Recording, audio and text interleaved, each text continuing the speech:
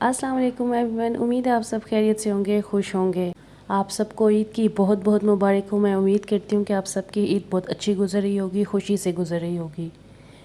Vlog में मैंने ईद से 2 दिन पहले की वीडियोस की भी क्लिप्स ऐड की हैं, क्योंकि आपको पता है ईद की मसरूफियात होती हैं तो मुझे एडिट करने का टाइम नहीं मिला, इसलिए मैं वीडियोस को इकट्ठा एडिट कर रही हूँ। वैसे ईद की शॉपिंग मैं 20-22 रमज़ान तक कर लेती हूँ, लेकिन इस बार मेरी काफ़ी लेट हो गई थी। तो ईद से 2 दिन पहले मैंने प्लान बनाया कि शॉपिंग करूँगी तो सदर से ही करूँगी, क्योंकि आपको पता है रावलपिंडी का जो मशहूर बाज़ार है मोती बाज़ार, वहाँ रश बहुत ज़्यादा होती है और चीज़ें भी कुछ ख़ास नहीं होती। तो मुझे तो सिर्फ सदर की जूती पसंद आती है, तो मैं इसलिए सदर ही जाती हूँ। खैर यहाँ पे मैंने कपड़ों की एक शॉप देखी है, तो कपड़े तो काफ़ी अच्छे लग रहे थे, लेकिन टू मच एक्सपेंसिव थे। हमने इंजॉय भी साथ साथ किया, साथ साथ शॉपिंग की, लेकिन सदर से सिर्फ मैंने 3-4 शूज़ के पेयर ही लिए। ये हमारे मुल्क का एक अजीब सा ही निज़ाम है कि कोई भी ओकेजन आता है, त्यौहार आते हैं, तो जो 10 रुपये की चीज़ होती है वो 50-100 रुपये की सेल करते हैं। इन्हें पता होता है कि लोगों ने ख़रीदना है, तो इसलिए ये बहुत ज़्यादा एक्सपेंसिव कर देते हैं चीज़ों को। खैर उसके बाद हम चले गए तहज़ीब बेकर पे। सदर जाओ और तहज़ीब विज़िट ना करो, ये तो हो ही नहीं सकता। इनका पिज़्ज़ा, अब तो ये काफ़ी हद तक पिज़्ज़ा वैसे नहीं रहा, लेकिन ये कि इनकी आइसक्रीम्स को बहुत ज़्यादा मज़े की होती है, तो हमने वही ख़रीदी है। सदर से काफ़ी लेट हो गए थे हम वापसी टाइम। खैर उसके बाद सुबह उठे तो मैंने मशीन लगाई थी, तो मैंने अपनी अम्मी को कहा कि आप जाके बेडशीट्स लें ईद के लिए। अम्मी मेरी बेडशीट्स बिल्कुल नहीं अच्छी लेके आई थी, तो मैं दोबारा गई हूँ और रोज़े की हालत में गई हूँ, थक भी काफ़ी गई थी। खैर उसके बाद मैं चली तो गई थी, तो फिर मैंने कहा क्यों ना यहाँ से कुछ शॉपिंग कर लूँ, तो चूड़ियाँ ले ली हैं, चूड़ियाँ चढ़ा के ही आ गई थी। अब चांद रात थी, सुबह ईद होनी थी, तो आईब्रोज़ भी नहीं बने हुए थे, फेशियल भी नहीं हुआ था, तो मैं चली गई पार्लर, फेशियल वगैरह कराया, मसाज लिया, आईब्रोज़ बनाए। उसके बाद मैं आ गई घर वापस। काफ़ी देर हो गई, तो इफ्तारी मैंने कुछ सिंपल सी आज रखी थी, तो मैं इतनी वीडियो नहीं बनाई। सुबह जब मैं बाज़ार गई थी तो मैंने अपनी फ़्रिज के लिए शीट्स भी लाई थी, क्योंकि मेरी फ्रिज ऐसी है मिरर वाली, उसको हाथ भी लगता है तो वो गंदी हो जाती है। अब इन शीट्स के साथ ये फ़ायदा हो जाएगा कि फ्रिज गंदी नहीं होगी, शीट्स ही गंदी होंगी, निकाल के ईज़िली इनको धो के दोबारा से आप डाल सकते हैं। यहाँ मैं इतनी ज़्यादा थक चुकी थी कि मेरी अम्मी मुझे मना भी कर रही थी कि आप ये ईद के बाद इसको डाल लेना, कोई बात नहीं। लेकिन मेरे अंदर एक मसला है कि मैं कुछ भी हो जाए वो काम भी करती हूँ, क्योंकि मेरा बड़ा दिल करता है घर साफ़ सुथरा हो, नीट एंड क्लीन हो। घर गंदा हो तो मुझे बहुत उलझन होती है। खैर मैंने फ्रिज में हर जगह इसे डाला था, आपको मैं फ़ाइनल लुक दिखाती हूँ। देखिए कितनी खूबसूरत लग रही है। अब ये है कि इसमें दाग नहीं लगेंगे, बार बार धोना नहीं पड़ेगा। मैंने इन रैक्स में हर जगह में ये बिछा दी थी। आप देख सकते हैं जी कितनी प्यारी लग रही है, मुझे देख के अभी भी खुशी हो रही है।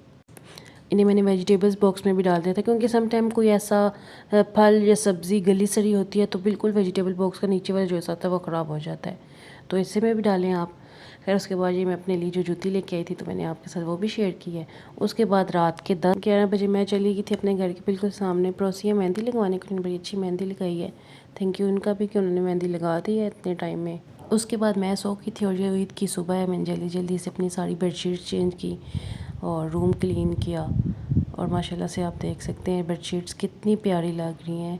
और मैं पहले भी आपको कह चुकी हूँ कि जब आप अच्छी बेडशीट्स डालते हैं ना तो रूम की लुक ही बदल जाती है। बैकग्राउंड की आवाज़ों को इग्नोर कीजिएगा कि जिस रूम में बैठ के मैं वॉइस ओवर कर रही हूँ, और बारिश का इस वक्त मौसम है और तेज़ ठंडी हवा चल रही है।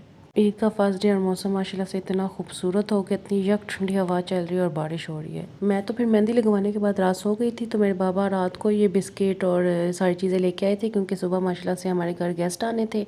मेरे अम्मी और बाबा दोनों बड़े हैं, तो सब उनसे मिलने आते हैं। हमारे ख़ानदान का रिवाज है कि जो भी बड़ा होता है उसके घर सारे उनसे मिलने आते हैं। सो टाइम मेरे पास कम था, क्योंकि सुबह 8 बजे ईद की नमाज़ पढ़नी थी और ईद की नमाज़ के फ़ौरन बाद ही सब ने आ जाना था। तो मैंने कहा जितनी भी चीज़ें आई हुई हैं इनको बॉक्सेस में डाल के सील पैक जार्स में डाल के रख दूँ, ताकि ये थोड़ी सी वो ना हो जाए, सोगी ना हो जाए।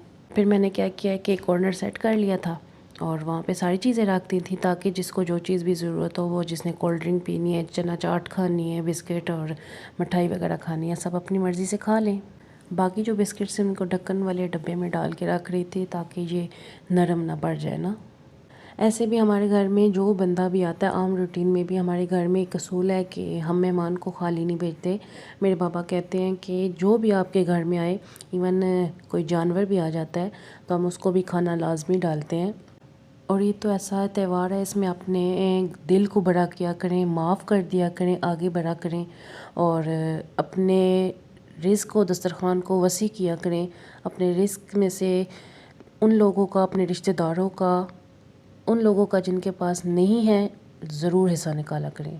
खैर जी, ईद की नमाज़ शमाज़ पढ़ने के बाद मैं रेडी हो गई थी, क्योंकि सब ने आना था। तो फिर यही मज़े होते हैं कि सब कज़न्स एक दूसरे को अपनी ड्रेसेस दिखाती हैं खुशी से, माशाल्लाह से हम कज़न्स तो आपस में बहुत प्यार करते हैं एक दूसरे से। और उसके बाद मैं चली गई थी अपने ताया के घर, अपनी फूफो के घर। सबको ईदी देने, मेरे डैडी सबको ईदी लाजमी देते हैं। मेरे ताया और फूफो नहीं है, लेकिन उनके बच्चे माशाल्लाह से मेरे कज़न्स बड़े हैं, हमारे दादका के कज़न, उन्होंने हमें ईदी दी है और वो हमें देते हैं, मेरे बाबा उन्हें देते हैं। ये इस वक्त मैं अपनी फूफो के घर गई हुई थी और मेरी फूफो और ताया के घर बिल्कुल साथ है, बल्कि हम सारे रिश्तेदारी एक ही गली में रहते हैं। तो साथ ही ताया के घर दावत भी थी, दिन का खाना उनकी तरफ था, तो साथ एक दूसरे की हेल्प भी हम करते रहते हैं, मज़ा भी करते रहते हैं, बातें भी करते रहते हैं। भांजी और भतीजियाँ मुझे लेके चली गई थी फ़ोटो शूट करवाने के लिए कि आपकी भी बनाते हैं, आप हमारी बनाएं।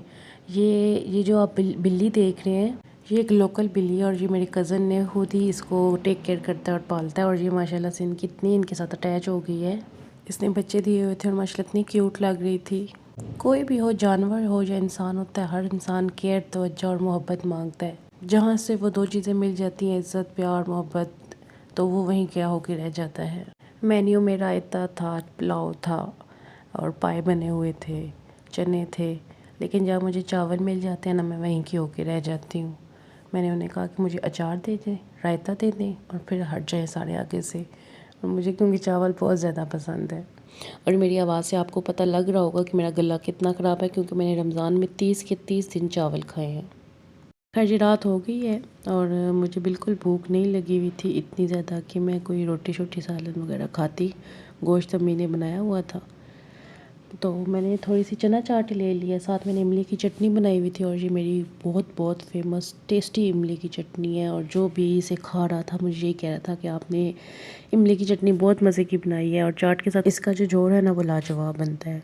खैर इस वक्त मैं तसल्ली और सुकून से अपनी चना चाट इंजॉय कर रही थी। साथ मैंने कहा थोड़े बिस्किट भी चख लेती हूँ, अपनी पार्टी अपने आप को मैं दे रही थी ना। और जब बात बर्फ़ी पे आती है, मेरी कमज़ोरी है। मेरे बहन भाई कहते हैं कि हमारे घर एक ऐसा जिन है जो स्वीट्स खा जाता है। खैर वो जिन मैं ही हूँ। वीडियो को कर रही हूँ एंड अगर आपको मेरी वीडियो अच्छी लगी है तो लाइक शेयर सब्सक्राइब ज़रूर कीजिएगा। मिलते हैं अगली वीडियो में। अल्लाह हाफिज़।